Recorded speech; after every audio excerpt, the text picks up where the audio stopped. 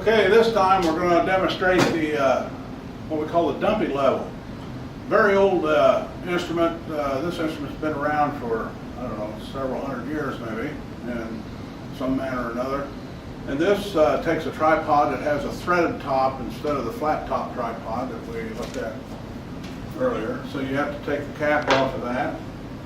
And this instrument simply threads on. Now, one thing you got to be aware of, the instrument is made out of brass mostly, but the tripod's cast aluminum. Two soft metals, so when you thread this on, if it doesn't thread on easily, it's cross-threaded, and so you don't want to force it because you'll damage the threads. And you thread this on until it stops. Do not over-torque it, but make sure that it is snug.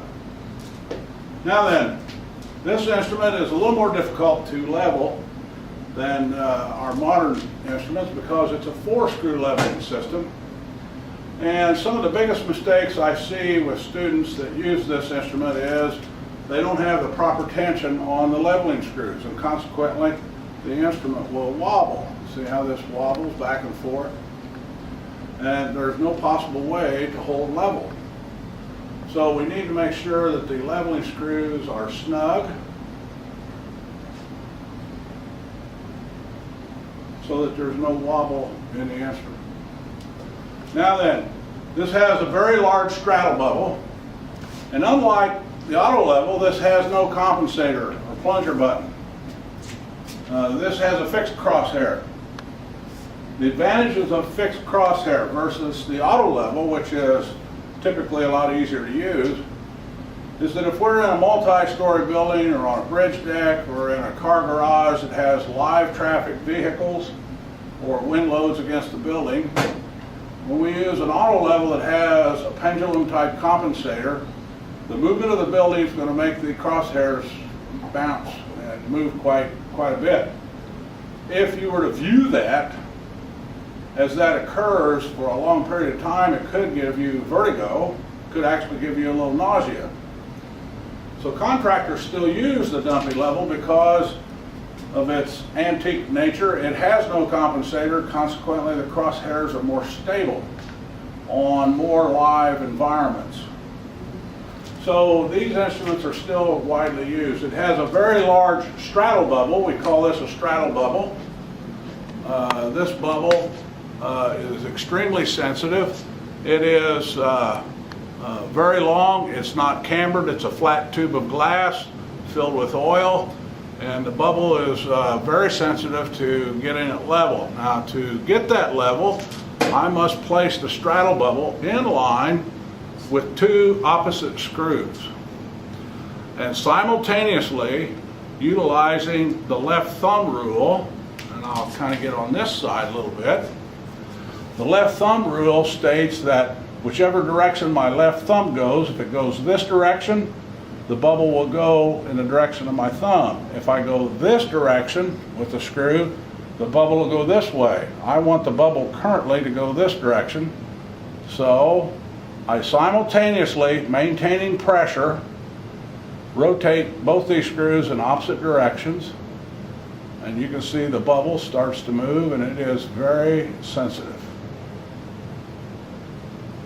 Now then, the next thing, I want to get the instrument level on this axis. So I put the straddle bubble in line with this pair of opposite leveling screws. Again, employing the left thumb rule and maintaining pressure on the leveling screws uniformly so that it doesn't wobble. I get the instrument level in this axis.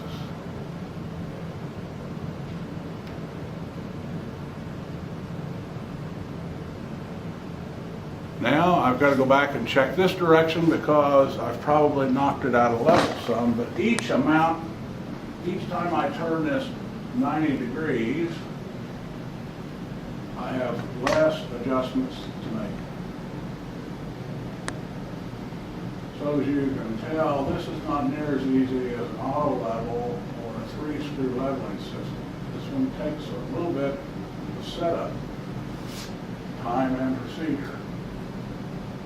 And I check back in this direction, I again check this direction. The bubble seems to be pretty stable. Now then, to ensure that the calibration of the straddle bubble is correct, I'm going to swing it at 180 degrees. And put it again in line with 2 of the leveling screws. And I'm going to see if the bubble agrees with itself.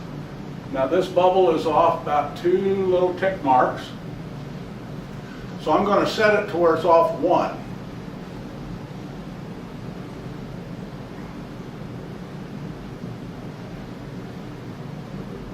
And then when I swing it back at 180, it should be off 1 tick mark in the opposite direction. And that's called splitting the difference on the bubble. So if the bubble's out by 2 marks, then I'm going to make it off by 1 mark, so that when I swing it at 180, it reads off the same amount, only in the opposite direction. Then I can assume that the bubble is level. I also need to do that in this axis. Make it off about 1, so that when I swing it 180, it gives me the same amount of out of level in both opposite directions. So now the instrument's level. We're ready to make an observation. Again, the ring on the eyepiece moves the eyepiece in and out, and that is my crosshair focus. Now if I look through the instrument and I can't see anything, I've got to remember to take the lens cap off. Now when I look through the instrument, I can see something. And I'm going to twist the eyepiece ring until my crosshair is dark. And then I'm going to use the knob on top, which is my objective focus.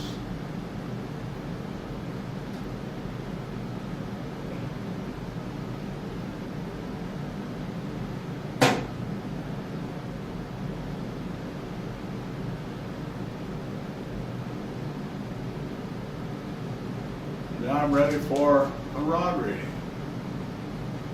Again, this instrument operates differential leveling principles, the same as the auto level. We have back sights from a known elevation to get a height of instrument, and then 4 sights to go from the height of instrument back down to the ground.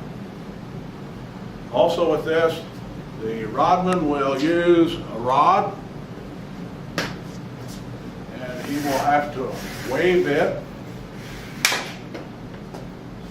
back and forth so that when it's in the back position, the rod's hypotenuse. When it's centered, it is perpendicular to the line of sight of instrument. When it's forward, it's a hypotenuse. So we want to read the lowest value. The crosshair will appear to climb the rod, go down, and appear to climb the rod again. Okay? So these instruments, even though they've been manufactured for some time, are probably in this style rarely manufactured now. They do last quite a long time, and a lot of contractors still use them because of the added advantage. It does not have the compensator, which in certain scenarios is an advantage.